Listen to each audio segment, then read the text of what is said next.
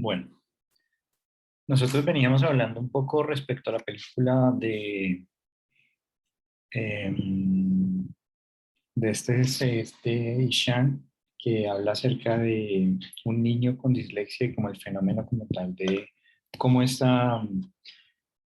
digamos, esta problemática de aprendizaje está afectando no solamente su funcionamiento familiar, sino también a nivel personal. Y cómo un profesor desde una óptica, digamos, participa, digamos, en esa formación de esa conducta, digamos, del niño, en términos de poder facilitar, poder promover que este niño pueda corregir, digamos, esa función que está desorientada. Entonces, en el día de hoy vamos a como desatrasarnos un poco respecto a lo que veníamos conversando respecto a el TDAH, digamos que lo habíamos empezado a mencionar, y vamos a concentrarnos principalmente en cómo se forma la lectura y la escritura, como para que podamos entender un poco también de qué va esta película dentro de todo este escenario y por qué las intervenciones, digamos, del profesor eran intervenciones que estaban direccionadas a otra estrategia de evaluación distinta para el estudiante, para que pudiera prácticamente acceder, que esa barrera que se estaba presentando se eliminara. Entonces, dicho, digamos, desde esta perspectiva, nosotros cuando hablamos de el TDAH, nos estamos refiriendo básicamente a uno de los desórdenes más comunes que aparecen dentro de nuestra práctica profesional. Quizás algunos de ustedes se lo han encontrado ya en sus entornos de práctica. Por lo tanto, me quiero como centrar específicamente en términos de la aproximación que le vamos a dar a este trastorno. Desde una óptica histórico-cultural, no desde una perspectiva de una escuela más cognitiva o neuropsicológica cognitiva, vamos a decir que todo este asunto de la atención y la hiperactividad es un asunto que surge principalmente en la interacción con el otro. Es decir, que la función que llamamos atención y que la función que llamamos praxis, como actividad voluntaria, movimiento con un objetivo determinado, estas dos funciones se forman en la interacción con el otro. En ese sentido, la función que se ha desorganizado, que en este caso es la atención y la acción, la hiperactividad, eh, es una función que se ha desorganizado y que podemos entenderla principalmente como una interacción entre el sujeto, nuestro paciente, y su entorno. Entonces, prácticamente que cuando hablamos un poco de causas del TDAH, nos encontramos con un aspecto, digamos, común, y es el aspecto relacionado con el estresor ambiental.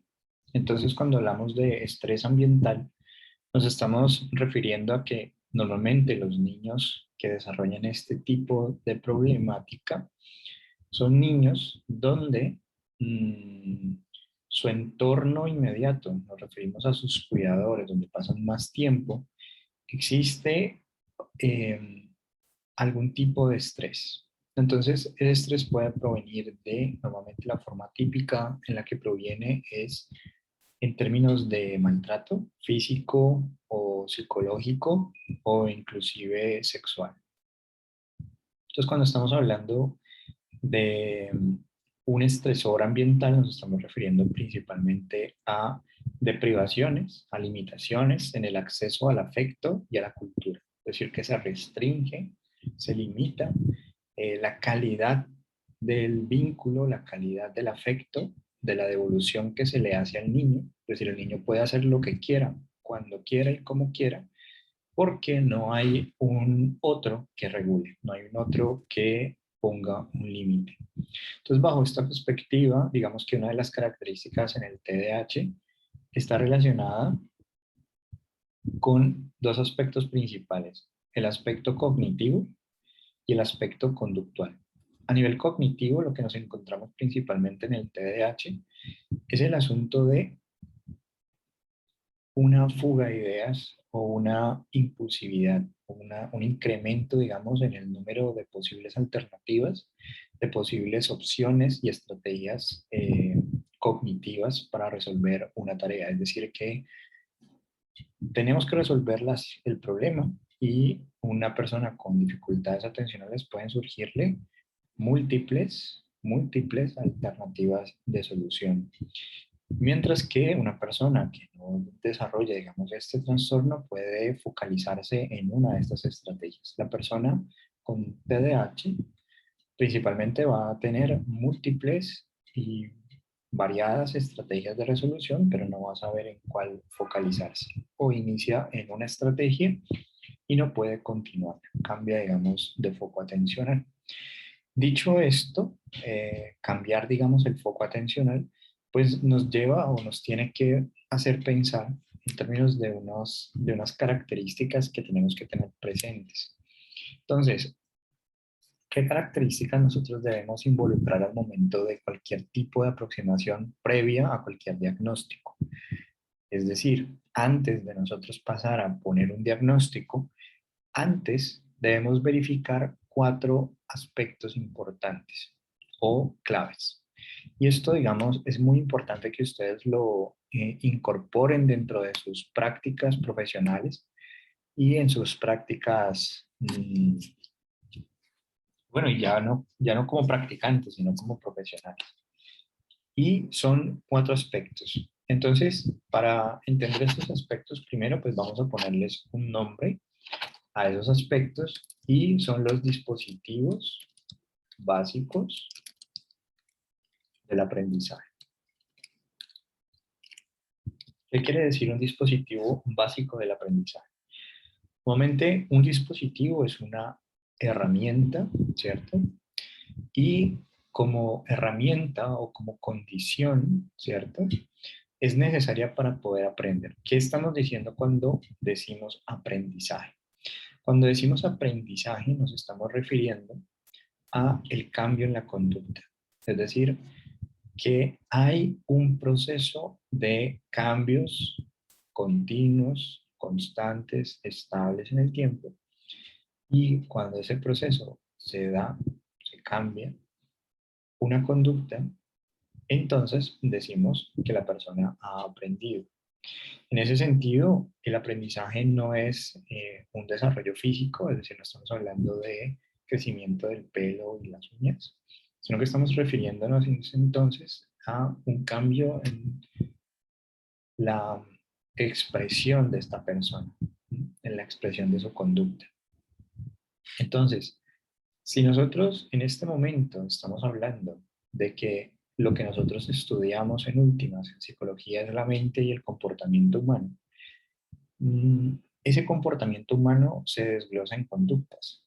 En ese sentido, el TDAH es un comportamiento que tiene unas conductas, las cuales se convierten en síntomas de ese comportamiento anómalo o atípico llamado TDAH. En ese sentido, entonces, si decimos que una persona, antes de colocarle este diagnóstico, primero, antes que cualquier cosa, lo que necesitamos constatar es un poco cómo está la condición que tiene él para aprender, es decir, para cambiar su conducta. Porque él llegó allí no porque sí, no por casualidad. O sea, no le dio TDAH porque fue un virus y se le pegó o una cuestión así, sino que es un proceso de interacción constante y continuo en el que encontramos como común denominador este desorden en el comportamiento. En ese sentido, entonces, antes de poder decir que el comportamiento está alterado, porque de hecho lo está, una de las causas importantes de nosotros considerar e incluir en nuestra aproximación en la evaluación tiene que ver con los dispositivos básicos de aprendizaje, es decir, condiciones necesarias para el aprendizaje. Si no las tengo, si no están presentes, si yo no verifico estas condiciones, Entonces, lo que yo diagnostique puede estar equivocado en la mayoría de ocasiones. ¿Por qué lo mencionamos así? Vamos a entender un poco a qué se refieren los dispositivos básicos del aprendizaje. El primer dispositivo básico del aprendizaje es lo que nosotros denominamos como una función de Nocias, que bajándolo un poco de nivel, sería lo que nosotros denominamos la percepción.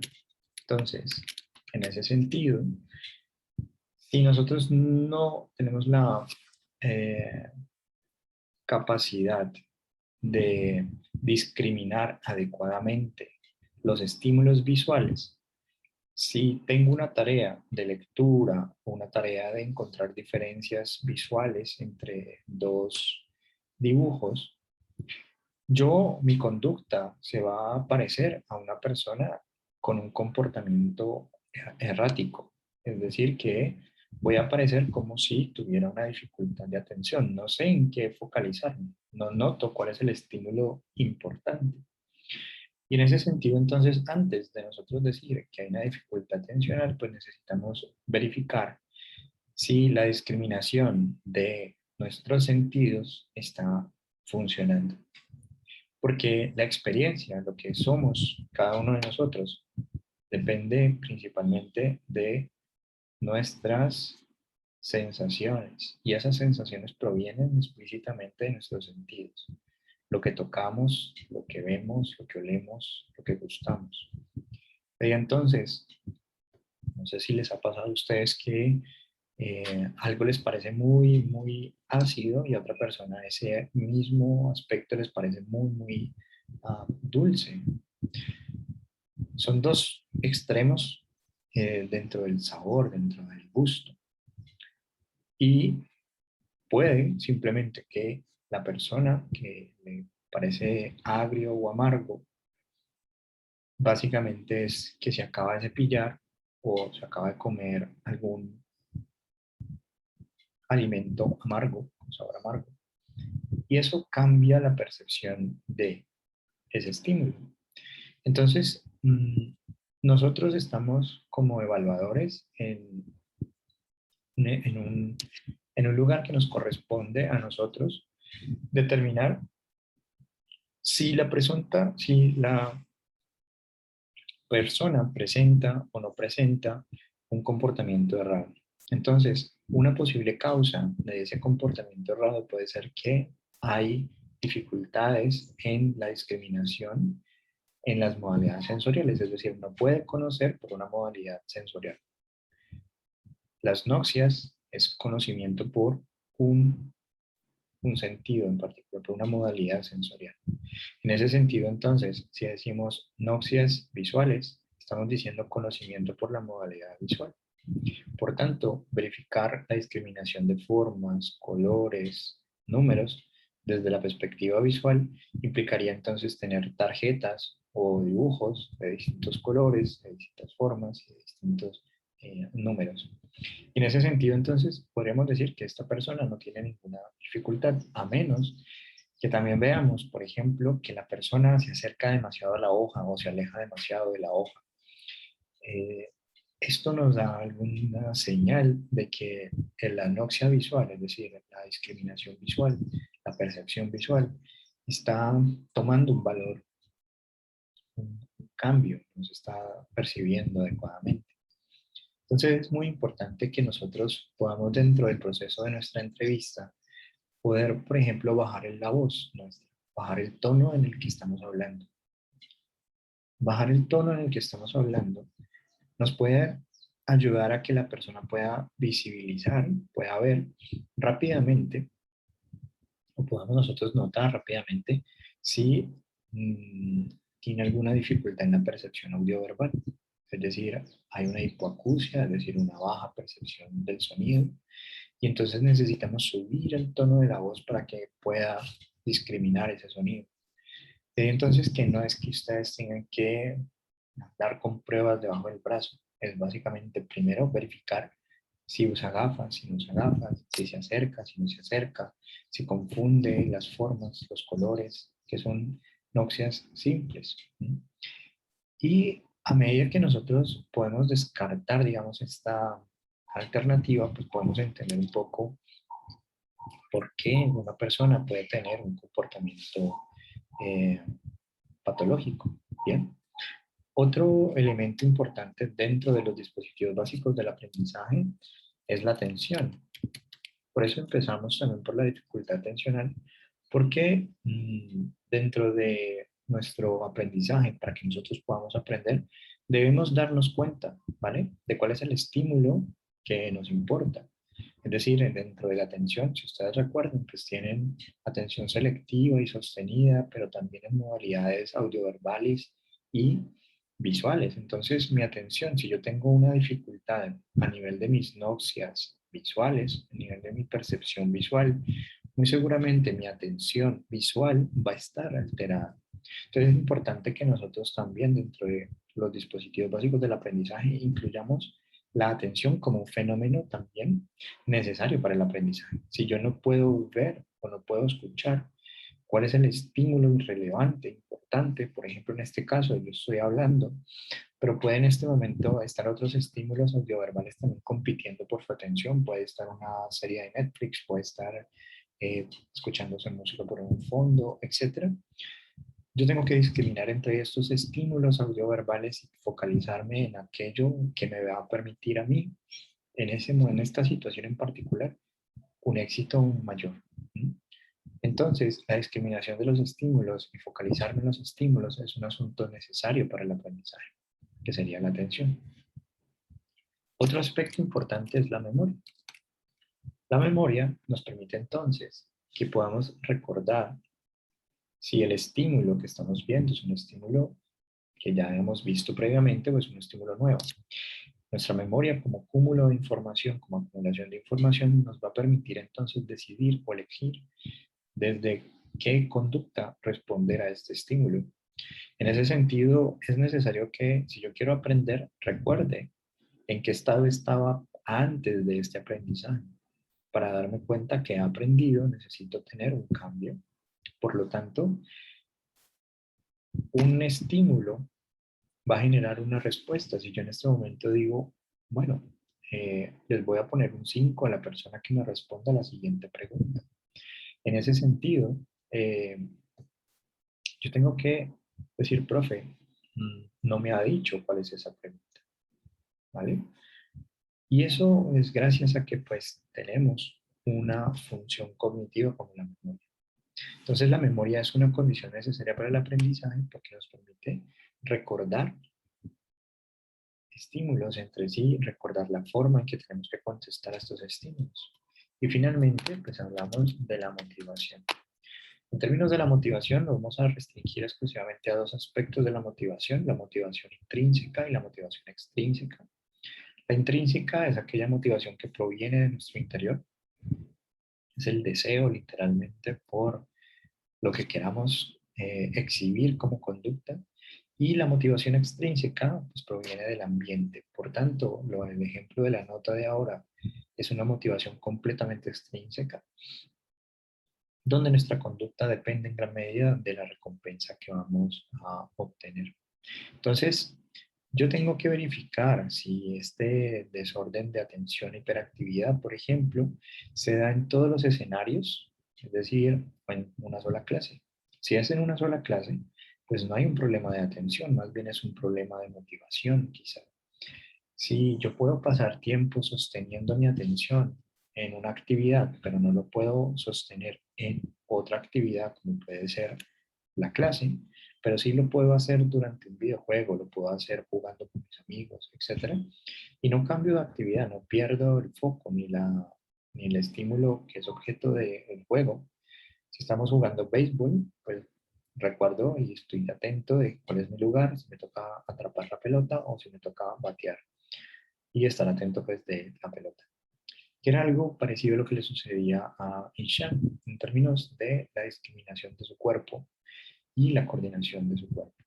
Entonces, visto desde esta perspectiva, todos estos aspectos los podemos entender haciendo el modelo pavloviano del condicionamiento, donde para que el perro pudiera aprender una respuesta condicionada, Es decir, que ante la luz o ante una campana salive, pues se tiene que dar un aprendizaje. Tiene que asociar una luz que antes no generaba salivación y ahorita va a generar salivación. ¿Cómo? Pues primero el perro tiene que percibir la luz o escuchar la campana. El perro tiene que focalizar sobre el estímulo, responder al estímulo de la luz o la campana. Debe recordar que cuando aparece la luz, seguidamente aparece la comida y debe tener no tanta hambre ni tampoco estar tan lleno como para poder responder adecuadamente. Entonces, esto que está aquí, pues son los dispositivos básicos del aprendizaje que necesariamente todos nosotros debemos involucrar al momento de explorar un posible diagnóstico. Entonces, en el caso del TDAH, nosotros estamos hablando que este TDAH tiene básicamente una situación compleja de diagnóstico. ¿Y por qué? Porque normalmente no se presenta de manera aislada. Es decir, que el TDAH trae consigo o se presenta normalmente, frecuentemente, trastornos del aprendizaje. ¿Qué trastornos del aprendizaje vamos nosotros a hablar? Cuando hablamos de trastorno del aprendizaje, el aprendizaje no es cualquier aprendizaje, sino que es un aprendizaje pedagógico. Mientras que otras conductas las podemos aprender jugando, ¿vale? Leer, escribir y calcular dependen de la existencia de un adulto experto en esa experiencia en particular. Es decir, que aprendo a leer gracias a que otro experto u otra experta me enseña. Por tanto, a este aprendizaje le vamos a denominar aprendizaje pedagógico. Requiere de otra persona para su aprendizaje. Por tanto, los desórdenes del aprendizaje son desórdenes que encontramos exclusivamente relacionados a la participación de un otro más experto. ¿Qué tipo de aprendizajes pedagógicos existen? La lectura, la escritura y el cálculo. ¿Cómo se denominan a estos trastornos? Entonces, pues ustedes ya los han escuchado hasta el cansancio. La dislexia, la discalculia y la disgrafía. Nosotros podemos encontrar como característica común a todos ellos el asunto del lenguaje como ente transversal y hoy espero que lo podamos reconocer con mayor propiedad el papel del lenguaje sobre la formación de la lectura y la escritura en particular. En la discalculia, que es el desorden del cálculo, del razonamiento numérico, aparece un aspecto, digamos, importante a rescatar acá y tiene que ver con la percepción visoespacial, es decir, que las unidades, las decenas y las centenas, por ejemplo, pueden tender a confundirse, pueden yuxtaponerse, pueden el más cambiarse espacialmente por una multiplicación y entonces pues el resultado que vamos a tener es completamente distinto. Entonces en el fenómeno de la discalculia normalmente lo que trabajamos es un aspecto más espacial, visoespacial, más de coordinación óculo-manual y eh, lo que tiene que ver con ver o notar los límites entre las unidades, las decenas y las centenas y las ubicaciones espaciales de los signos matemáticos. Entonces, en ese orden de ideas, los trastornos del aprendizaje se restringen a la lectura, la escritura y el cálculo. Cuando decimos dislexia, estamos hablando de una dificultad, es decir, que hace parte de un desorden del desarrollo. Bien.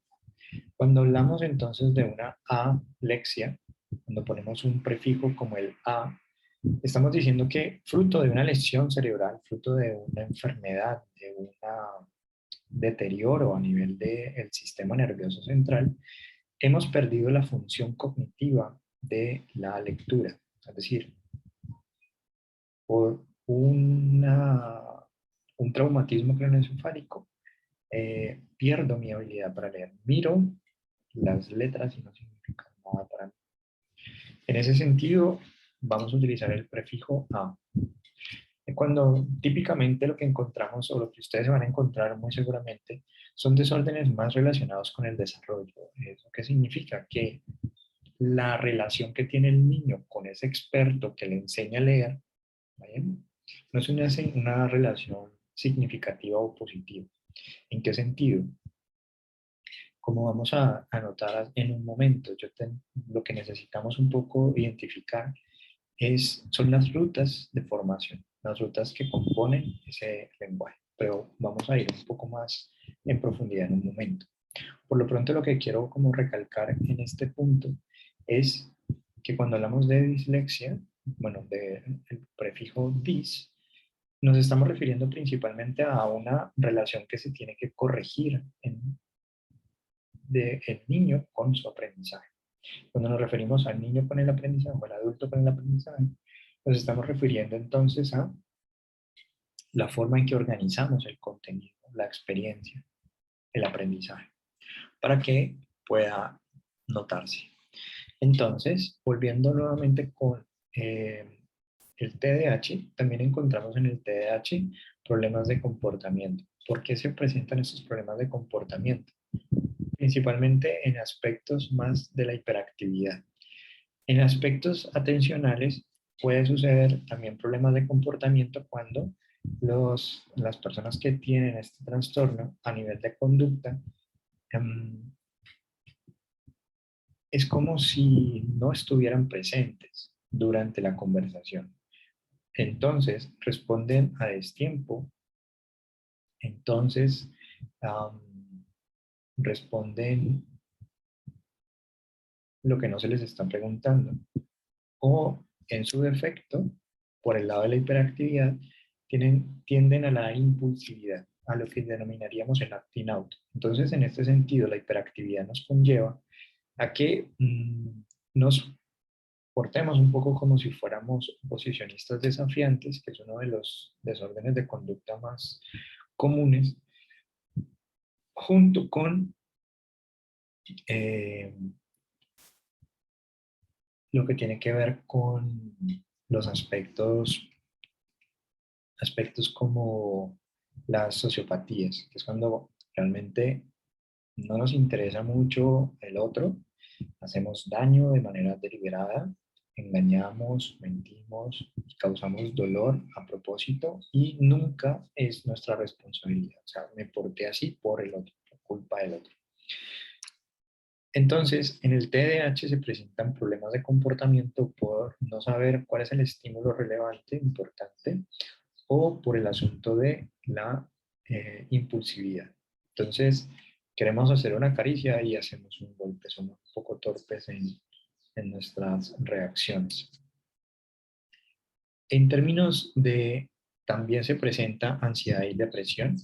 La ansiedad y depresión son dos aspectos frecuentes dentro de los desórdenes de salud mental.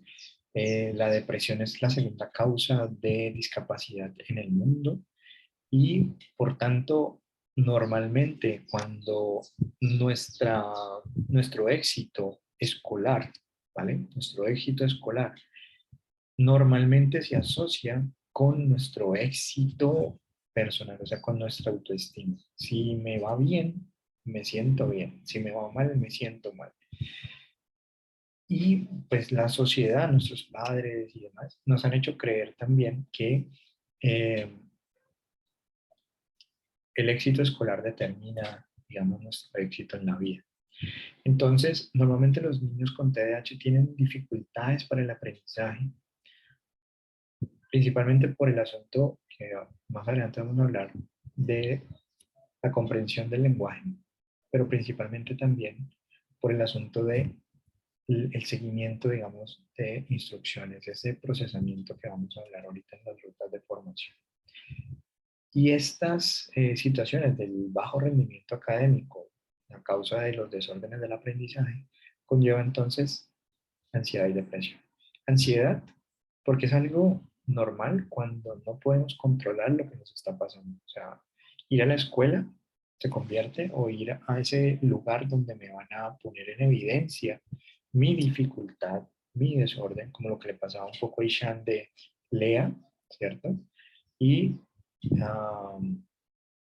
no podía leer, no era que no quisiera leer, pero era preferible decir que no quería leer y entonces era tratado como un niño con problemas de comportamiento, oposicionista desafiante. Entonces es normal que si yo no tengo el control, desarrolle ansiedad. Cuando lo que sucede a nuestro alrededor no lo podemos controlar. Entonces, la ansiedad, digamos que es una respuesta natural. Y la depresión, por lo que mencionábamos, relacionado con el éxito en la vida. Entonces, el futuro, la posibilidad de soñar con algo mejor, que es algo que empieza a combatir el profesor cuando dice quiénes han sido disléxicos y han sido también exitosos. Es decir, tener dislexia no quiere decir que vayas a fracasar. Einstein fue disléxico, Newton fue disléxico y así sucesivamente. Riesgo de lesiones, ¿por qué? Vale, más que nada relacionado con la hiperactividad, lo que tiene que ver con la impulsividad. Entonces, mientras uno calcula los riesgos, las personas con hiperactividad actúan y por ende van a existir lesiones. En términos de atención, también puede aparecer riesgo de lesiones debido a que necesitamos el estímulo que es foco de nuestro momento de atención y si hay distintos estímulos, perdemos el estímulo que es relevante. Entonces, si estoy conduciendo, por ejemplo, el riesgo de lesión aumenta si tengo un desorden atencional, porque pierdo de vista lo importante. ¿Y qué es lo importante? El acto de conducir, el mirar al frente. Pero si suena mi celular, si me están hablando, si me pitan, entonces volteo a mirar y me quedo atento del choque, me quedo atento de lo que esté pasando. Entonces el riesgo de lesión es muy alto. ¿Qué hay que hacer entonces al respecto? Si yo soy adulto, que no tengo TDAH, ¿qué puedo hacer? Consejos para padres, consejos para intervención en TDAH.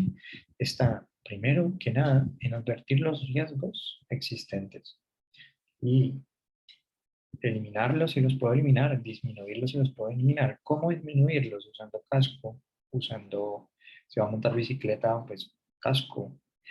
Eh, y en ese sentido es una manera de ayudar.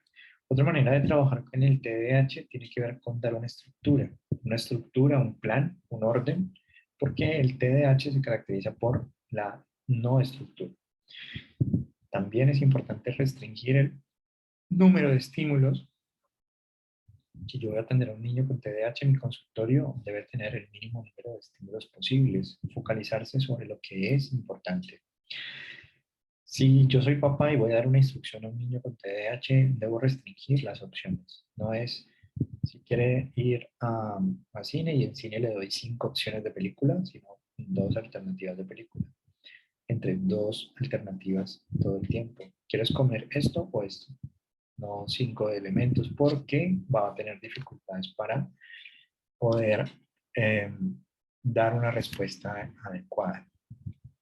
Entonces, también es importante recordar acá que uno de los aspectos claves en el asunto del control voluntario, es decir, la atención, empieza de manera involuntaria. A otra persona me dice qué atender, entonces mírame aquí, préstame atención, etc.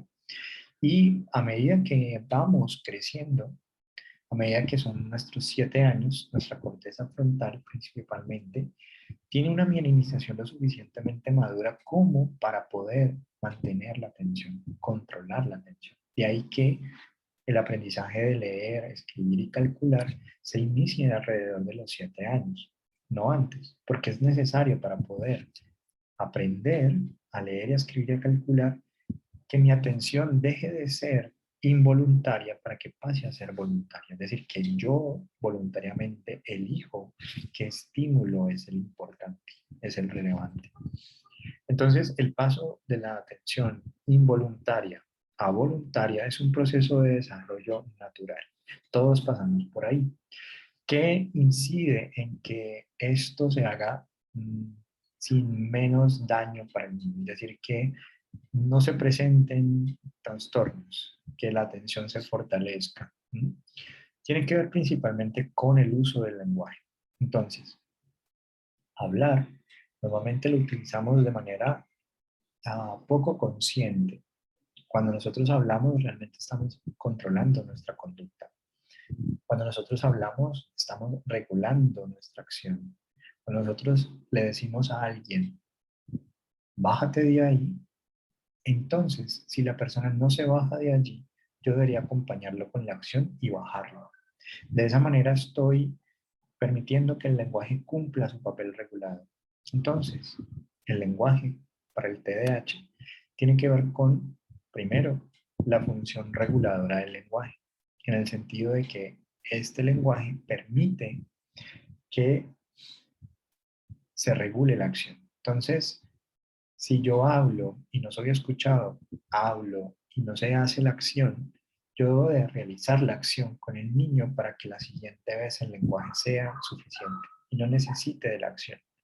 Entonces, si yo digo algo imposible, como por ejemplo, te voy a castigar por toda tu vida, es algo que yo no voy a cumplir. ¿Por qué? Porque primero me voy a morir yo. Entonces, yo tengo que poner un castigo o una norma, una regla desde el lenguaje que yo sí pueda cumplir. Y sobre todo que pueda romper. O sea, ¿me das permiso para salir? Sí. ¿A qué hora regreso? Puedes venir a las 10 de la mañana. O sea, son las 3 de la tarde, puedes venir al otro día a las 10 de la mañana. ¿Qué regla es esa? O sea, no hay posibilidad de romperla. ¿Mm? Y si yo doy una regla, si yo quiero trabajar la atención, el control de la atención, pues necesitamos entonces un objeto o un objetivo muy claro y sobre todo que ese objetivo yo me regule para cumplirlo. Ah, mi objetivo es llegar a las 3 de la mañana. Bien, me dieron permiso hasta las 3 de la mañana. Significa que debo estar saliendo de donde esté a tal hora y planificar, regular, todo lo que tenga que hacer para poder llegar a las 3 de la mañana, que fue que me dieron permiso. Entonces, en ese sentido, la atención se regula gracias al lenguaje, ¿vale? A que el lenguaje cumpla su papel regulador. Y en lo que digo, el contenido del lenguaje debe de permitir que realmente la persona pueda controlar su actividad. O sea, si decimos una norma, una regla, que la persona diga, vale, me dijeron 3 de la mañana, puedo regularme, me dijeron lo que me hayan dicho, pero que sea algo real, algo posible. Otro ejemplo sería si nos ponen prohibido ir a más de 300 kilómetros por hora. Pues, por más que quiera romper 300 kilómetros por hora, no voy a poder. No voy a poder. O sea, mi carro a lo más que anda es 200 algo. No sé, no le he puesto con mucho cuidado, pero a lo que me refiero es a eso, a que tiene que haber un límite que podamos romper. Eso nos permite la regulación. Entonces, ¿qué sucede en los niños con TDAH?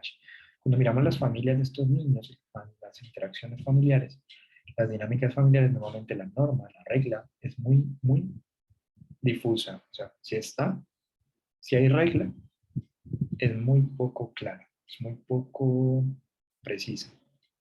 Lo típico normalmente en los niños con TDAH es que no hay normas y cuando las hay son reglas bastante poco claras. Es decir, el papá dice sí y la mamá dice no. Es decir, la profesora dice sí y el papá dice no. Entonces, existen diferentes miembros familiares, diferentes representantes de la autoridad que no se ponen de acuerdo. ¿Bien? Entonces, en este sentido, uno de los aspectos del lenguaje es su función reguladora del lenguaje. Otro aspecto del lenguaje que también ayuda a la regulación de la actividad y la regulación de la conducta, para que no haya hiperactividad, para que no haya fuga de ideas y de acciones. O sea, mi mano se mueve porque yo quiero, pero si mi mano todo el tiempo se está moviendo, pues diríamos es una mano que está enferma, o sea, algo le pasa al profe que no puede dejar la mano quieta. Lo mismo con nuestra mente. A nivel cognitivo tampoco la podemos dejar quieta, mantiene con ideas y demás.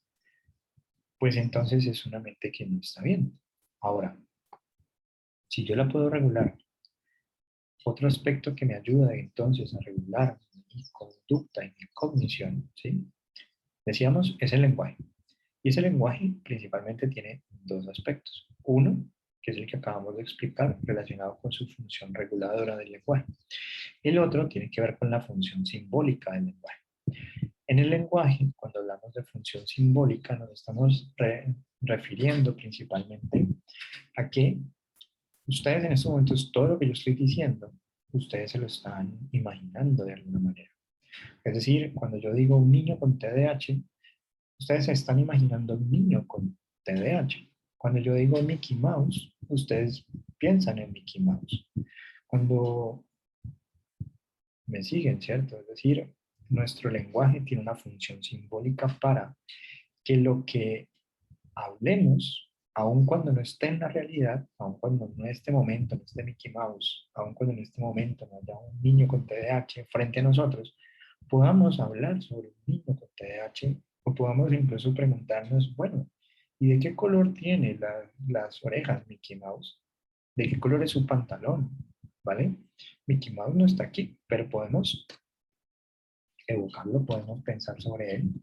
¿Y cómo se vería si le ponemos un arete y le ponemos un tatuaje? Todo el asunto lo podemos pensar y lo podemos hacer. Entonces, la función simbólica del lenguaje nos permite que nosotros podamos planear nuestra conducta. O sea, que nosotros podamos yuxtaponer el tiempo y el espacio en el lenguaje. Es decir, cuando yo digo mañana, me refiero a un tiempo diferente a el que estamos en este momento. Cuando yo digo antes de, significa que hay una secuencia temporal. Cuando yo digo, por ejemplo, arriba de, abajo de, a la izquierda de, ¿vale? Nos estamos refiriendo especialmente, nos estamos refiriendo especialmente a el aspecto espacial que existe en el lenguaje. Es cuando uno va con el taxi y dice, bueno, voltea a la derecha, tu otra derecha, porque a veces voltean por otro lado. O uno está confundido, uno dice derecha y realmente quiso decir izquierda.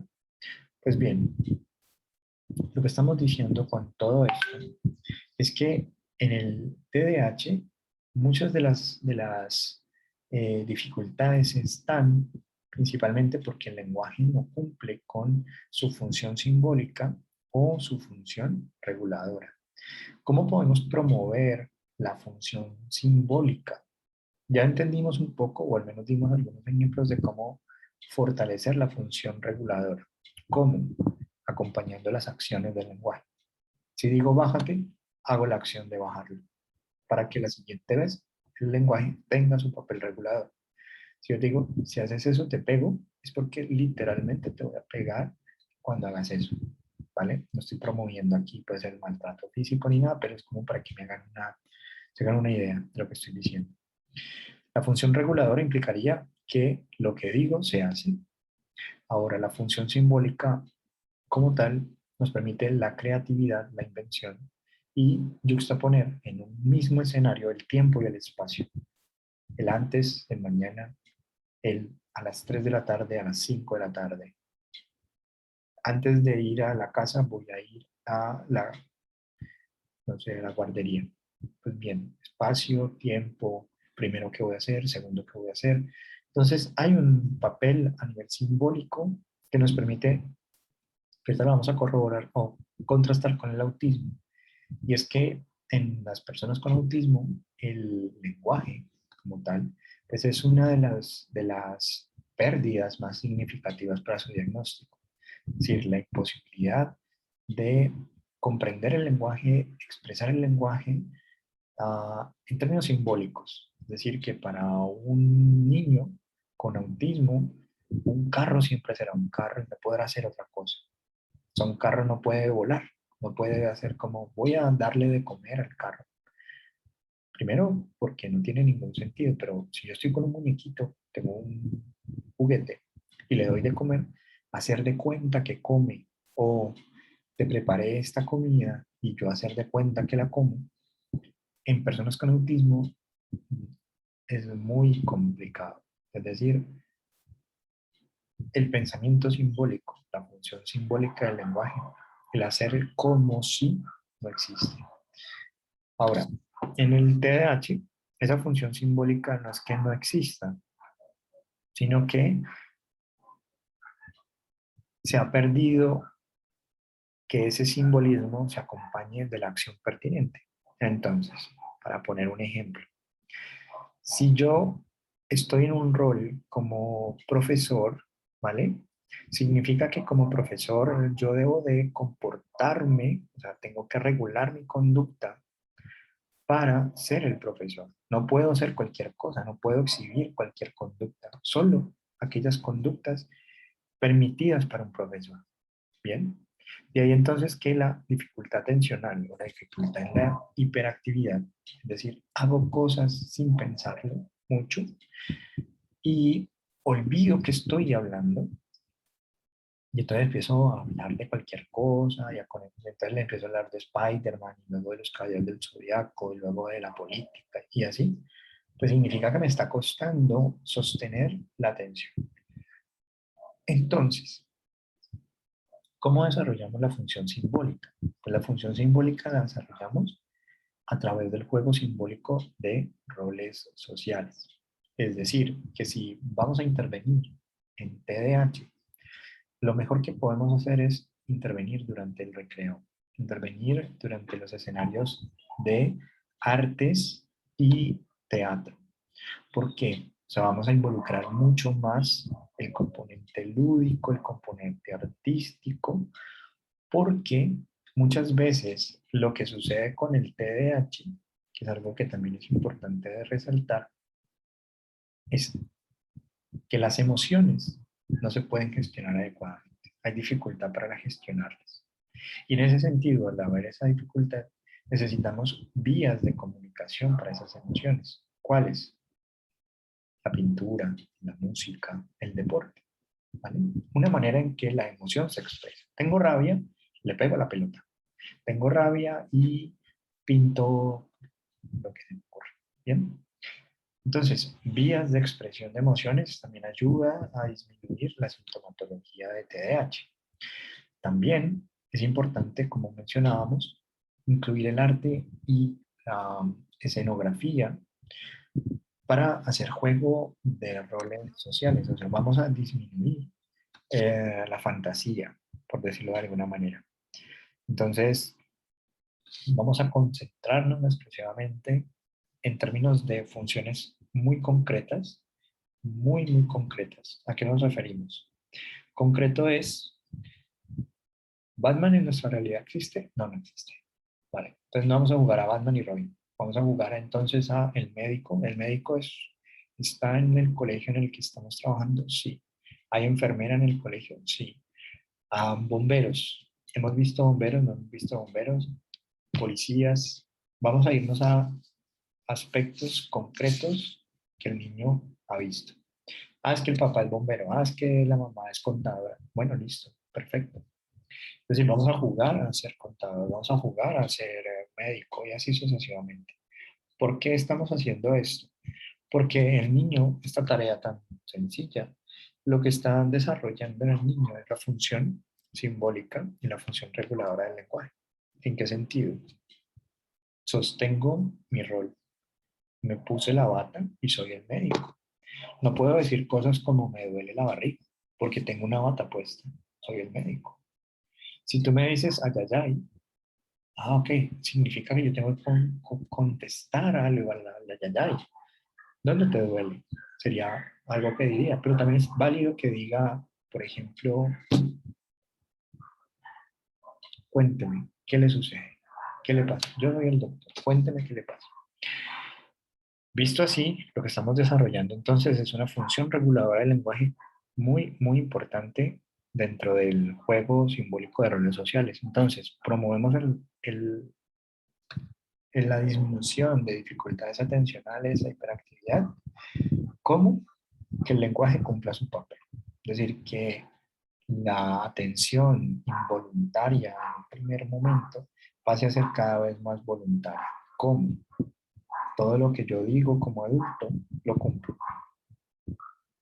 Entonces, cuando yo te digo, cuento hasta 3, 1, ya está aquí, porque él sabe que cuando llegue a 3 va a suceder lo que yo ya he dicho que va a suceder. Existen también otros aspectos, bueno, voy a terminar un poco la idea, ahorita nos metemos con otras técnicas de manejo conductual que ustedes también pueden aprender a incorporar en sus prácticas. Y es, el lenguaje cumple su papel, ¿cierto? Entonces decimos, regula la actividad.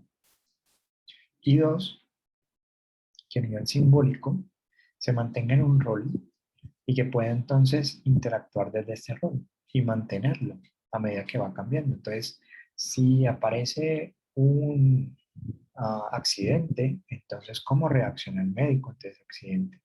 Y si aparece otra situación, que es cómo nos vamos a ir negociando los significados, los símbolos que existen.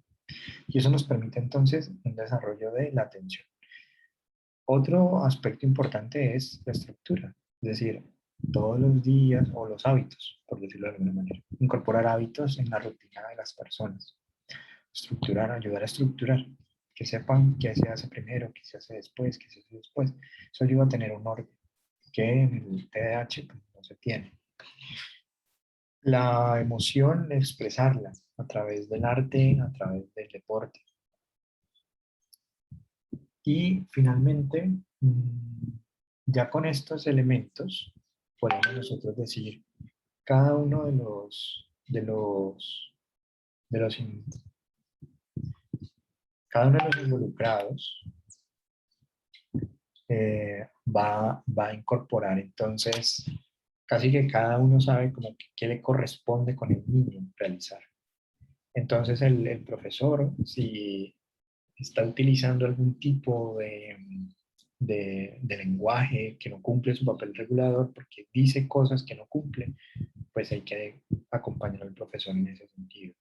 Es que hay demasiados estímulos, pues entonces vamos a mirar cuáles son los estímulos indispensables para esta actividad. Cada tarea, cada actividad, cada estímulo pues tiene su propia característica.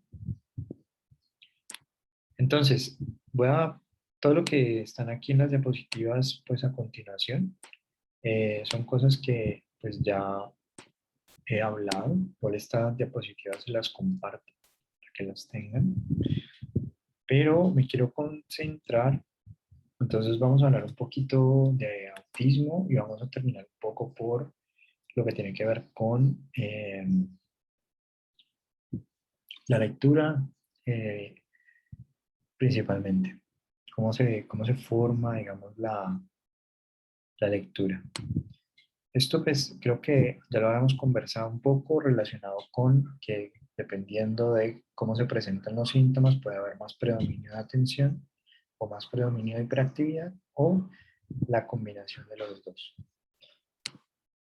Bien. Y dentro de las estrategias conductuales de manejo, pues principalmente lo que hay que trabajar es con los padres, principalmente, porque pues nadie está exento, o sea, nadie quiere escuchar más quejas, ¿vale? Es decir, la relación padre-hijo normalmente tiende a dañarse, a deteriorarse, porque el niño no rinde, porque le ponen quejas al papá, porque está a punto de perder el año. Entonces, básicamente es que el papá aprenda a regular y a poder conversar con su hijo, o sea, pueda manejarlo, que pueda saber cómo hacerlo.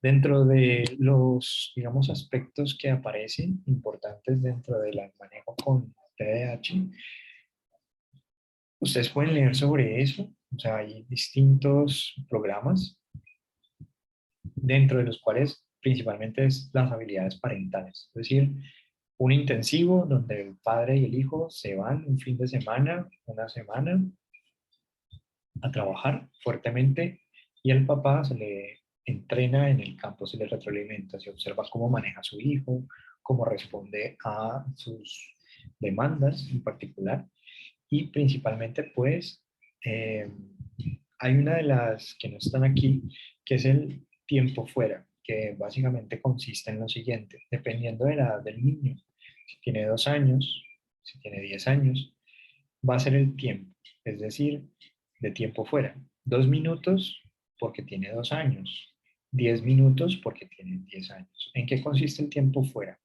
Hay una regla que está muy clara, la función reguladora del lenguaje. ¿La regla cuál es?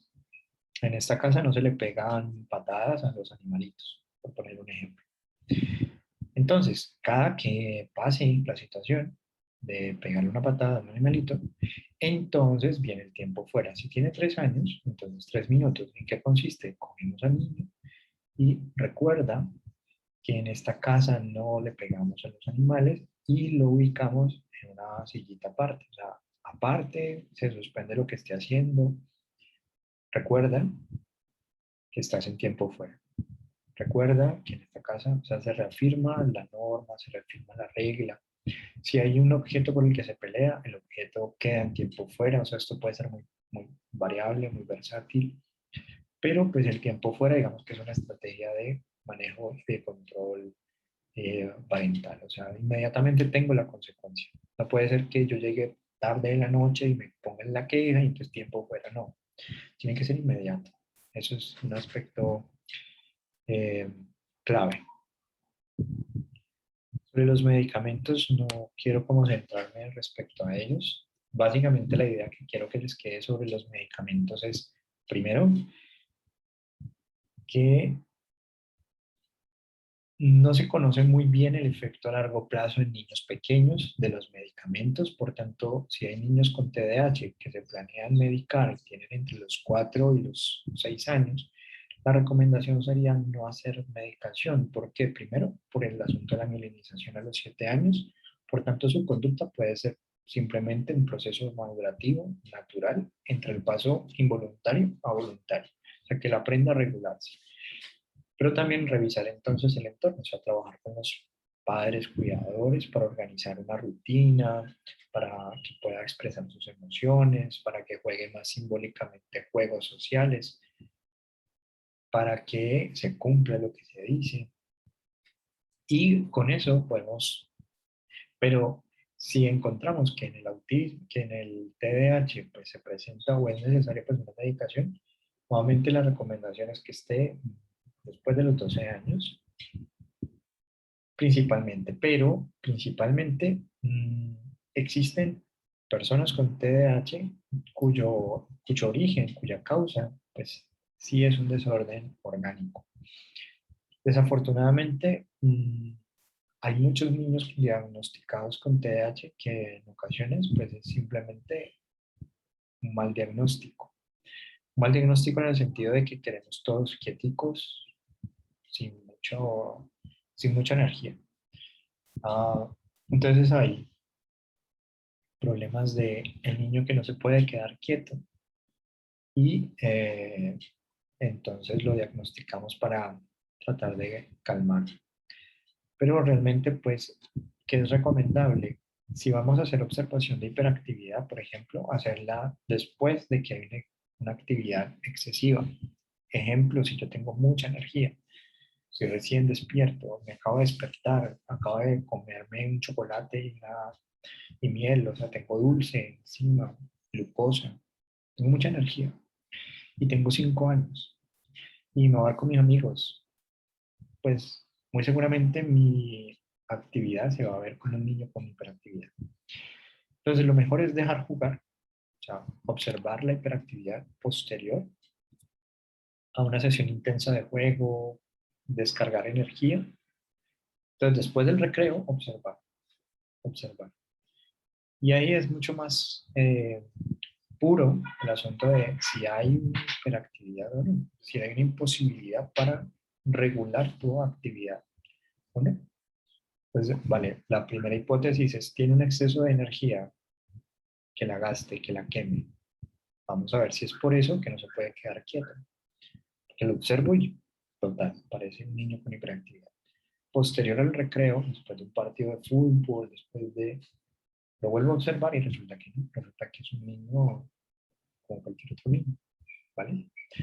Entonces, eso me parece también a resaltar. Ahora, con el autismo, vamos a señalar que en el autismo normalmente lo vamos a encontrar muchas más veces en niños que en niñas, 4.5 veces, pues para ser más precisos. Principalmente lo que hay como común denominador es el aspecto social, comunicativo y conductual. A nivel social, principalmente tiene que ver con que los niños con autismo tienen una característica importante y es todos los seres humanos tenemos la capacidad de leer en la emoción y el pensamiento del otro, es decir, sabemos que hay en el otro una mente y esa mente pues es básicamente pensamientos y emociones. Por tanto, un niño con autismo no puede leer esa mente. Es decir, para un niño con autismo, un ser humano es alguien que no tiene mente, es decir, no tiene ideas y no tiene emociones. Por tanto, yo puedo decir lo que quiera, te lo diré sin filtro. Entonces, algunos de ustedes han visto una serie que se llama The Big Bang Theory, de Sheldon, por ejemplo. Digamos que es una conducta muy parecida, donde no hay ningún tipo de filtro, ninguna consideración, o sea, se tiene que entrenar para sonreír, se tiene que entrenar para saber entonces cuando está siendo inoportuno, porque ve señales sociales como una mirada, una ceja que se levanta. Entonces, lo interesante con el autismo es que lo que para nosotros es tan natural, tan normal, como saber que el otro tiene una intención, que cuando hacemos algo es para algo, pues en el autismo esto no sucede. Entonces, se pueden presentar dificultades sociales en las relaciones sociales, una pérdida, digamos, de los límites, digamos, el espacio personal. No se reconoce, digamos, en el otro que tenga un espacio personal. Si no tiene mente, tampoco tiene espacio personal.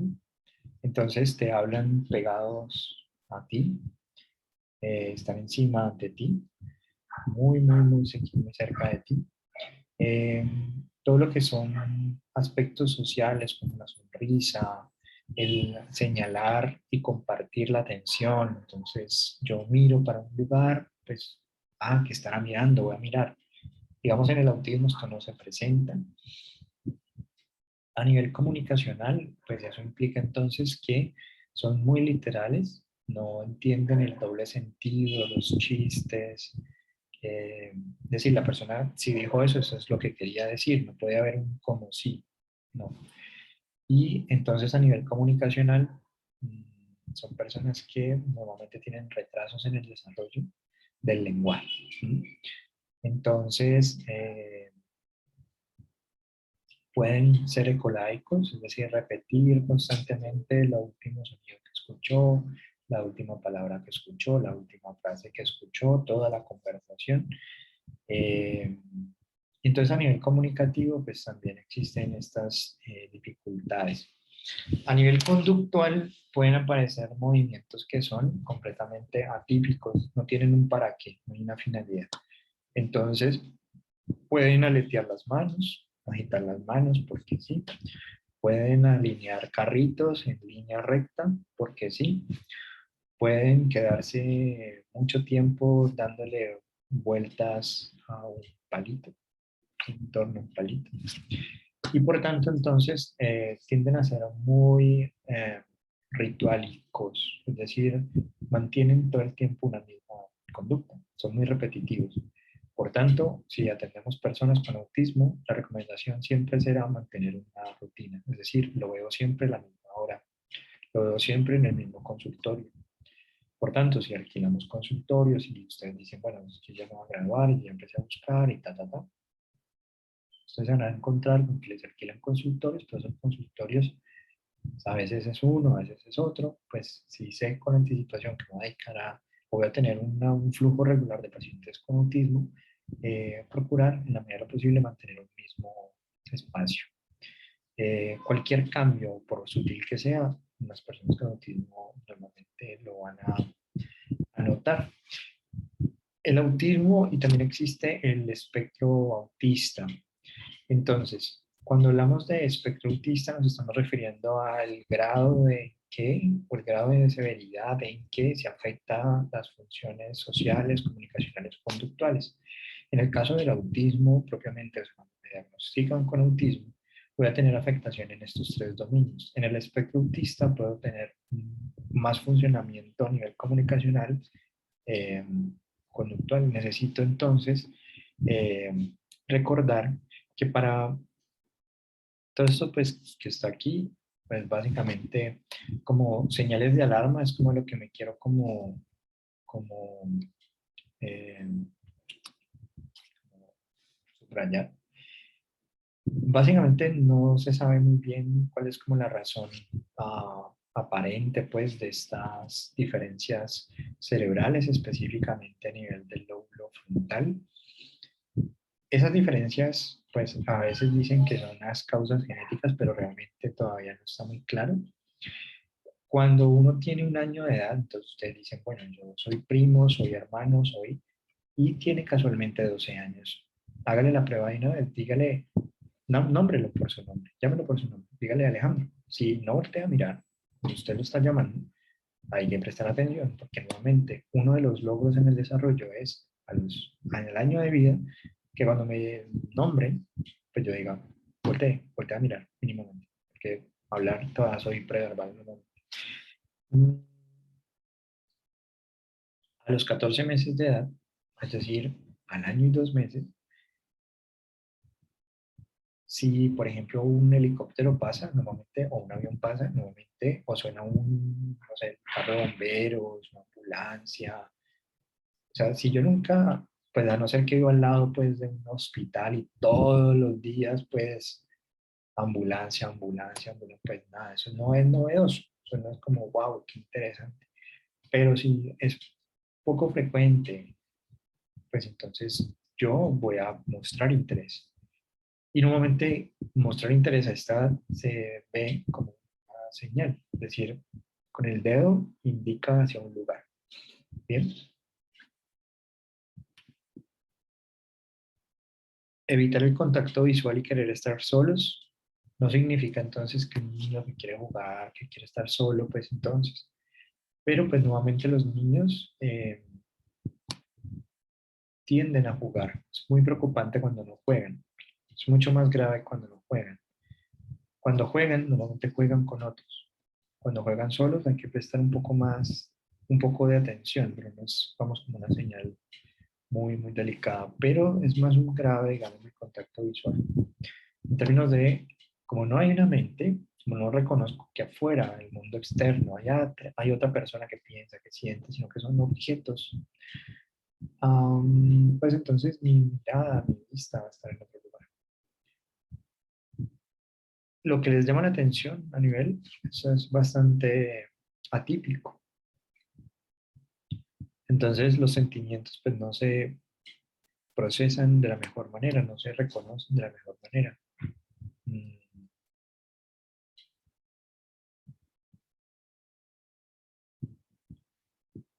Bueno, principalmente no hay una manera de diagnosticarlo, o sea, no hay como a nivel clínico, pues no es que uno saque sangre y entonces, por tanto, requiere una valoración especializada. Es importante esta valoración, estas señales de alarma que mencionábamos hace un momento, pues estar ahí como al tanto y sobre todo si tenemos estas condiciones previas, o sea, si en la familia de la persona hay antecedentes de autismo, hay que mucha atención prestar. O sea, lo genético que veíamos hace un momento, digamos, aquí empieza a cobrar mayor peso. Un bajo peso al nacer también es otro elemento importante. No es tanto ser prematuro, es más como ser prematuro y tener bajo peso. Es una señal muy, muy importante de alerta para el desarrollo. ¿Cómo, digamos, se interviene en autismo? Bueno, principalmente existen distintas aproximaciones, o sea, hay aproximaciones en torno a la alimentación, o sea, hay dietas que aumentan los síntomas y dietas que disminuyen los síntomas. ¿Qué tipo de dietas están pues, relacionadas? Un poco el asunto del consumo de azúcar, el consumo de gluten, el consumo de harina como tal. Digamos que ha estado relacionado. Realmente, eh, cuando decimos el autismo requiere intervención integral, nos referimos principalmente a que como psicólogos nos debemos apoyar también en otros profesionales para una correcta intervención. Todo, entre más personas participen, mejor. Lo mismo para el trastorno de atención e hiperactividad. Igual. Mm, Básicamente, uno de los aspectos como clave están relacionados con el análisis conductual aplicado. Este análisis conductual aplicado, pues principalmente tiene que ver con que las personas con autismo no saben cómo responder ante las situaciones cotidianas. Es decir, lo que para nosotros es una sonrisa natural ante algo que nos causa, nos están saludando, yo sonrío o devuelvo el saludo, pues en el autismo corresponde un poco a enseñarles a identificar cuándo es apropiado un saludo, cuándo es apropiado una sonrisa, cuándo es apropiado y de qué manera es apropiado expresarlo, porque esa teoría de la mente es ausente. Entonces, prácticamente hay un experto que se encarga de esa regulación. Entonces, aquí me voy a centrar exclusivamente, pues aquí, digamos, hay una revisión sistemática respecto a este tipo, digamos, de enfoque.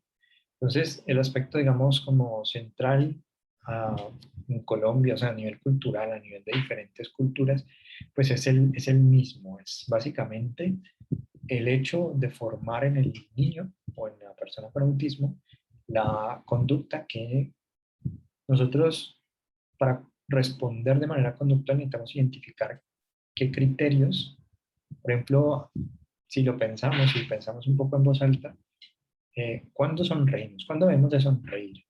Entonces, debemos de sonreír cuando alguien nos sonríe. Vale, eso lo entrenamos. Es, ok, sonrío. Entonces, internamente es un proceso más consciente, más deliberado. Me doy cuenta que sonrío, entonces la respuesta correcta es sonreír. Pero no es que yo sienta que quiera sonreír. Entonces es un proceso de entrenamiento y lo que ha mostrado ser bastante interesante para el desarrollo de la cognición social en niños con autismo es el juego de roles, vuelve nuevamente, la improvisación, el ensayo de la obra y la actuación de la obra. Entonces vamos a mirar esto un poco más al detalle. El juego de roles es como se introduce a las personas con autismo en este entrenamiento. Entonces, hay un rol asignado, un rol entonces al cual respondemos en consecuencia. Luego de que existen estos juegos de roles, vamos principalmente a actuar un personaje. Entonces, si por ejemplo este personaje tiene rabia, ¿vale?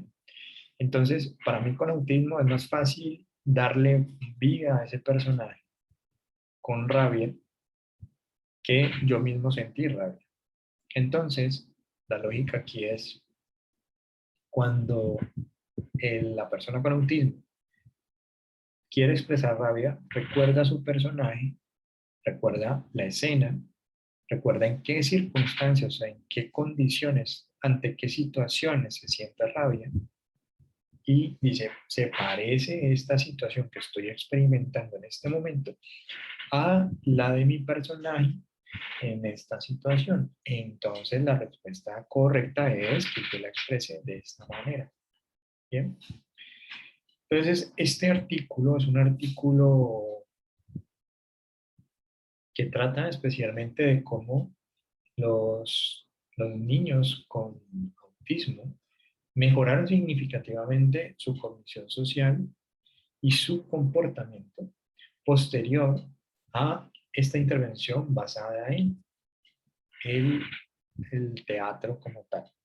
Pero ¿qué pasaba? Aquí se trata de unos expertos que lo que van a hacer estos expertos es ayudarle a gestionar las emociones a la persona con autismo. Entonces es un experto social, un experto en cognición social. No tiene que ser un profesor, no tiene que ser un doctor en cognición social, sino que basta con que yo traiga con lo que cuento y entonces sepa cómo decirle, puedes sonreír más, disminuye un poquito, aumentale. Fíjate en la cara que te están haciendo, fíjate en el gesto que te están haciendo. Entonces, básicamente yo lo que hago es, actúo como un experto que voy regulando a la persona con autismo para que pueda actuar la obra. Entonces, en un primer escenario, actúan la obra, se invita a las personas asisten a la obra, pagan boleta y todo para asistir a la obra. Pues, personas con autismo que hacen actuación y tal, personas que no tienen y no tienen autismo participan en la obra y esa actuación les sirve para su vida. O sea, ellos recuerdan su actuación. Entonces, vale, eso sirve significativamente. Otro de los aspectos también importantes es la actividad física. Es cuando hablábamos hace un momento de la actividad física, no es de cualquier manera, ¿bien? No es como a mí me dé como que la gana, pues, sino que tiene que tener una pauta, un patrón. La actividad física, por tanto, funciona para niños con autismo y adolescentes con autismo. Entonces, mejoró la interacción social, la comunicación, la habilidad motora. Bien, principalmente. Entonces, ¿cómo se debe de dar? Listo. No se hace una discriminación por el tipo de juego, es decir, las personas con autismo pueden practicar desde juegos deportivos hasta lo que quieran. Bien, cualquier actividad física entraba dentro de la revisión. Básicamente, la mayoría de artículos señalan entonces que hay que hacer actividad física más de 3 veces por semana. Ahora, entre 45 y 90 minutos aproximadamente de actividad física. Entonces, ¿por cuánto tiempo? La mayoría, digamos, está en por lo menos unos 3 meses, 4 por 3, 12, más o menos unos 3 meses y una semana.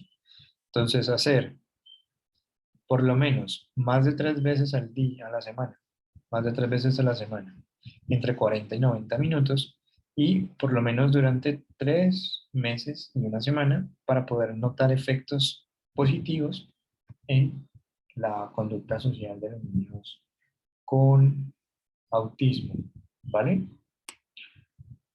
Y ahora llegamos un poco a la formación de la lectura y podemos entender entonces que frente a la dislexia, recordemos que nosotros partimos de una aproximación de que no existe una única dislexia, sino que existen distintas causas para la dislexia. Por tanto, no atacamos la dislexia, sino que atacamos la causa de la dislexia y por tanto es importante identificar cuál es la causa. Para poder hacer eso, pues necesitamos pensar en este momento sobre cómo se forma la lectura y a partir de allí entonces podemos identificar un poco más claramente la causa. En términos de la aproximación a la lectoescritura, entonces nosotros tenemos que decir primero que nuestro sistema de comunicación, nosotros podemos decir que surge por la necesidad que nosotros teníamos de contar nuestra experiencia. Entonces, ¿cómo hacemos el fuego? Pues, entonces es un nuevo, al principio no teníamos palabras, entonces era puro gruñido, gesto, vocablos, ¿bien? Porque la vocal, los vocablos, eh, pues básicamente no le requieren de una precisión motora, o sea, es A, E, I, O, U, no necesita de poner la lengua en un lugar en particular. Mientras que las consonantes sí necesitan precisión. Entonces al principio pues no había como esa necesidad de ser precisos en distintos sonidos, pero empezamos a requerir cada vez más y más sonidos específicos. Entonces, la comunicación surge por esa necesidad de nosotros querer comunicar. Nuestro lenguaje oral, entonces, era la manera en que nosotros comunicábamos nuestra experiencia, una experiencia que era distinta a otra experiencia individual, personal, subjetiva, por tanto, muy emocional. Lo que encontramos en primera instancia es que este lenguaje como tal lo encontramos en el hombre de Cromañón, principalmente empieza a pasar a las pinturas entre los 45.000 años antes de Cristo y antes de pasar a escribir, entonces tenemos la escritura egipcia y sumeria que está alrededor de los 3200 antes de Cristo. Por tanto, lo que la historia nos demuestra con todo este proceso evolutivo es que se requirió mucho, mucho tiempo, ¿bien? Para que apareciera la lectoescritura. Por tanto, lo primero es consolidar el lenguaje oral. Entonces, si vamos entendiendo, la lectura y la escritura dependen en gran medida de la calidad de nuestro lenguaje oral. Si nuestro lenguaje oral es pobre, es malo, es deficiente, nuestra lectura y la escritura serán igualmente deficientes. ¿Por qué es tan importante el lenguaje oral? Porque en este lenguaje oral encontramos las reglas de gramática y semánticas. ¿Qué quiere decir esto? Lo semántico, el significado, lo gramatical, lo que tiene que ver con la sintaxis, es decir, las reglas de hablar y escribir. ¿Qué reglas? Que singular va con singular, que pasado va con pasado. Entonces, nosotros nacemos con una capacidad para comprender y sobre todo aprender lenguaje oral. Pero, como decíamos, la enseñanza es necesaria para que pueda aprender a leer y escribir. Por tanto, en ese orden de ideas, la primera ruta que nosotros debemos tener en cuenta es la ruta fonológica. ¿Por qué es importante que tengamos en cuenta la ruta fonológica? Porque esta ruta fonológica tiene que ver con el procesamiento de nuestro lenguaje oral. Es decir, que la ruta fonológica nos permite que sepamos nuevas palabras.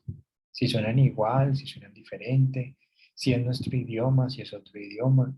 Entonces, por ejemplo, las palabras que están aquí en pantalla, portañuela, fragen, marito, diríamos entonces, o creo que ustedes estarían de acuerdo con que fragen suena un poco alemán, que marito suena un poco italiano y que portañuela suena como un poco más español o portugués. Pues bien, la fonética, es decir, los sonidos de otras lenguas, nos permiten reconocerlos por la ruta fonológica. De ahí entonces que cuando aprendemos una palabra nueva, por ejemplo, nunca la hemos escuchado, lo que decimos es me la puedes repetir, porque estamos activando la fonética, el sonido específico. ¿Cómo suena esa palabra que no conozco, que nunca había escuchado? ¿Cómo suena? Para entonces yo repetirla. De hecho, hace un momento eh, hay una propaganda que están colocando ahorita en YouTube de una pelada chica repitiendo en idioma inglés y suena un error. Entonces le ponen la palabra, ya lo dice y error, lo dice y error. Pues bien, nuestra ruta fonológica nos permite discriminar cuáles son los sonidos y cuando nosotros tratamos de hacer esos mismos sonidos es que hemos aprendido esa palabra. Y entonces que la primera ruta sea la ruta fonológica. Entonces la ruta fonológica nos permite asociar cada sonido o fonema con su representación gráfica. Es decir, que cuando, por ejemplo, ustedes leen esto que aparece aquí, haz clic para agregar título, ¿bien? Si ustedes lo leen en voz alta, pues obviamente van a escuchar su propia voz. Pero si ustedes lo leen en voz silenciosa, también van a escuchar su propia voz. Pero lo interesante es que cada representación gráfica le corresponde un sonido. Por tanto, la ruta fonológica es la que nos permite que cuando estamos leyendo o escribiendo, Sepamos que cada representación gráfica, es decir, cada grafema, le corresponda entonces un fonema, un sonido. Bien, por ejemplo, escribir título nos permite convertir los sonidos en las letras que representan a estos sonidos. Las secuencias de fonemas se convierten en secuencias de grafemas. Traducido al castellano es secuencia de sonidos E, U, E, N, ¿sí? Esta secuencia de sonidos está representada por cada una de estas representaciones gráficas a las que denominamos grafemas. Por tanto, nuestro lenguaje oral activa esta ruta fonológica, pero también nuestra ruta semántica. Vamos a mirar un poco qué quiere decir la ruta semántica. Nuestra ruta semántica básicamente tiene que ver con el significado. Lo semántico es puro significado. Por tanto, la ruta semántica nos permite que accedamos al significado de forma oral o escrita. Por ejemplo, de estas tres opciones, ¿cuál es la definición correcta de colibrí? Cuando pensamos en el colibrí, inmediatamente viene un significado. Ese significado no se corresponde con pájaro grande. El colibrí no es un pájaro grande. El colibrí es un pájaro trepador de pico largo y delgado pero muy fuerte.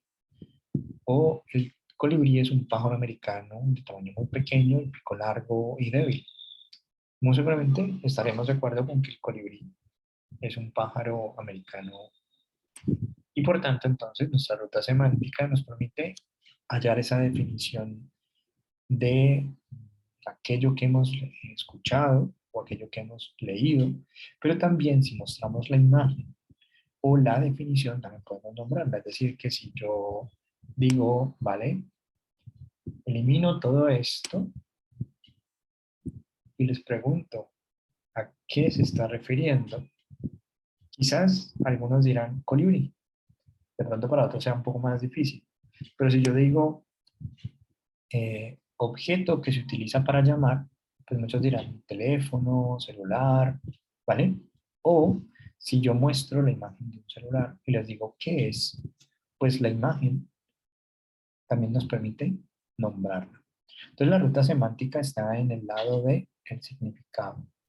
Por tanto, nuestro cerebro va a hacer una relación, va a integrar la imagen, y entonces la imagen es la representación gráfica del sonido, R, U, T, que es grafema, lo va a guardar en términos no solamente su representación gráfica, sino también su representación audio verbal, el sonido. Entonces, nosotros podemos guardar la imagen, el dibujo del colibrí, la fotografía del colibrí, el video del colibrí, etc.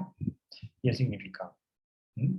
Por tanto, si nos muestran la imagen, si nos ponen la definición o nos dicen cómo es el colibrí, pues yo puedo decir, bueno, mira, los colibríes que vienen acá son verdes, vale.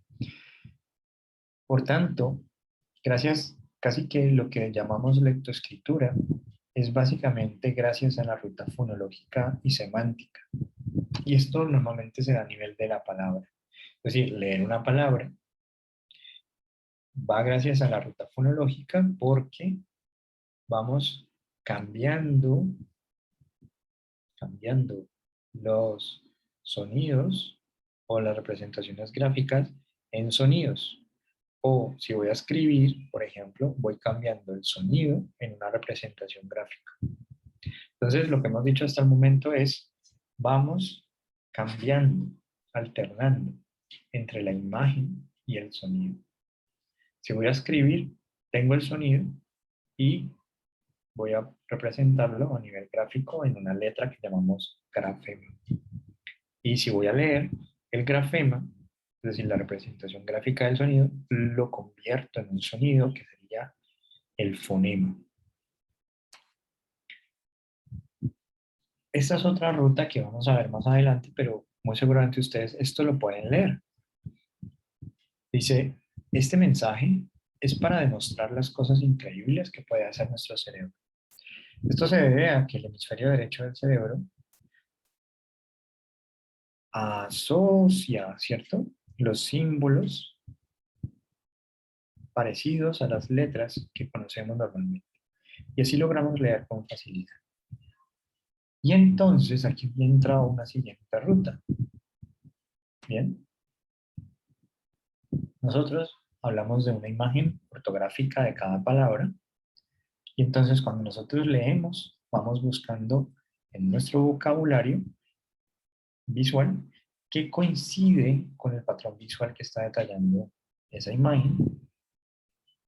Entonces, por ejemplo, yo como leí esto, porque esto se parece a una A, esto se parece al vocabulario visual que tengo de cómo se escribe una A, esto es una patica.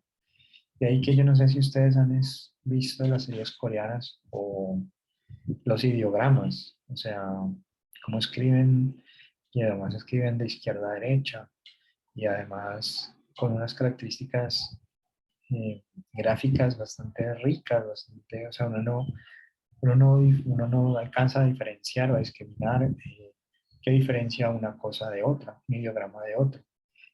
Y muy seguramente les puede pasar a ellos exactamente lo mismo. Creo que nuestros grafemas pues me parece bastante sencillos en comparación de esos ideogramas coreanos. No sé si digan lo mismo ellos de nosotros. Eh, entonces,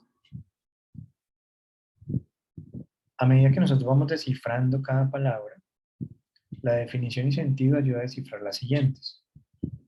Entonces, lo que sucede en este ejemplo, la ruta semántica nos empieza a hablar, a dar como contexto de qué será la siguiente palabra, de qué tratará la siguiente palabra. Estamos en un contexto del cerebro.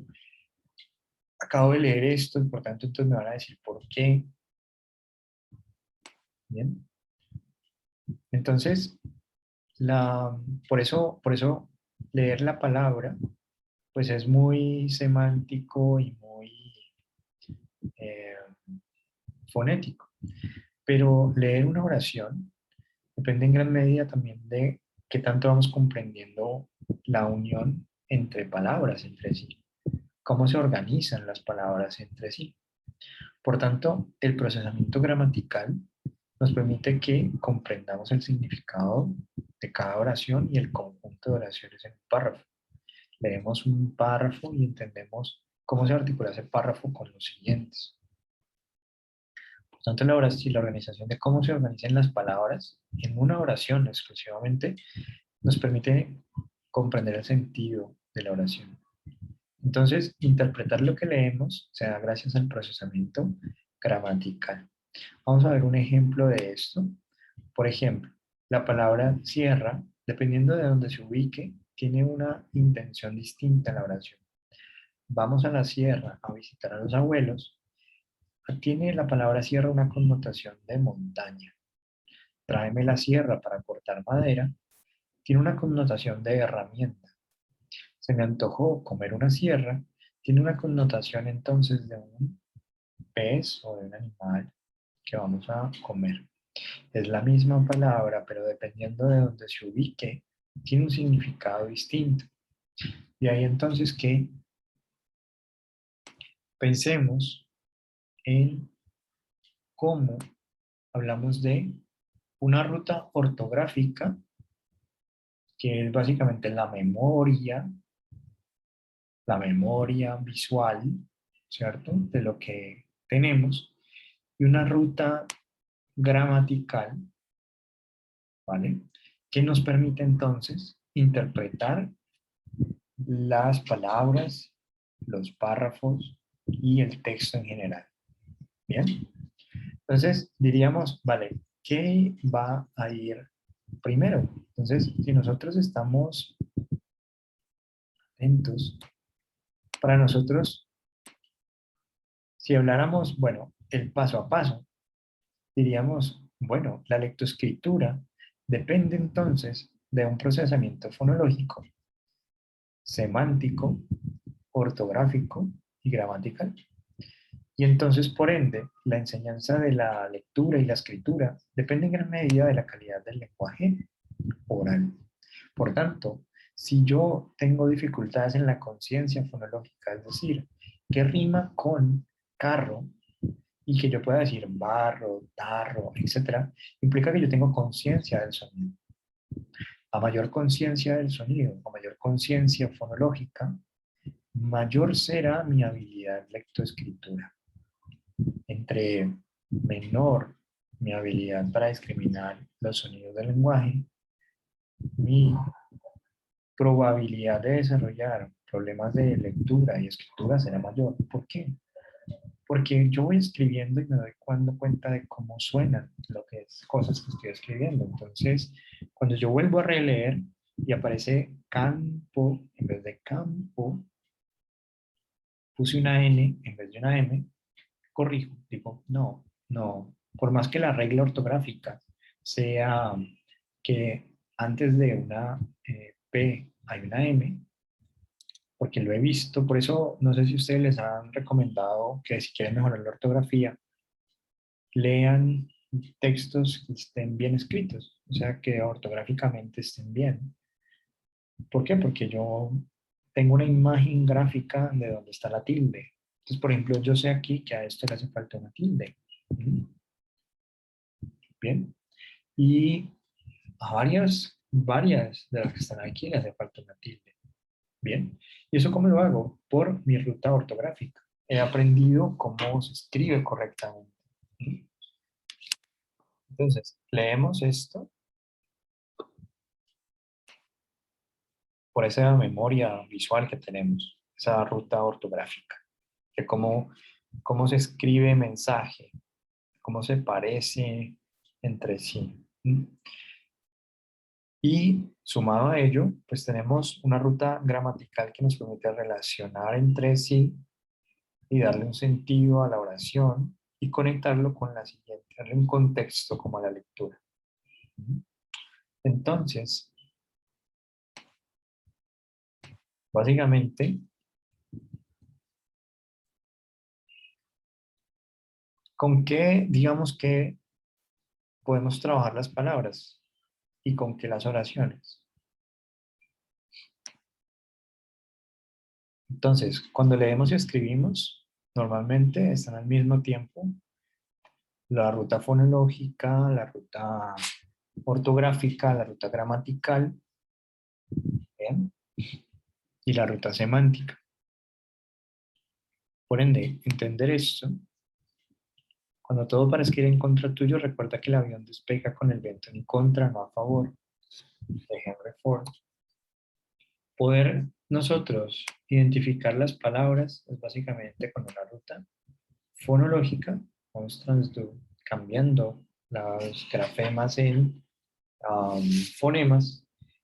Cuando tenemos experiencia acumulada, entonces recordamos cómo se escribe cuándo, que es cuando ustedes preguntan, ¿parezca va con S o con Z? Uno va como con su cuestión ortográfica.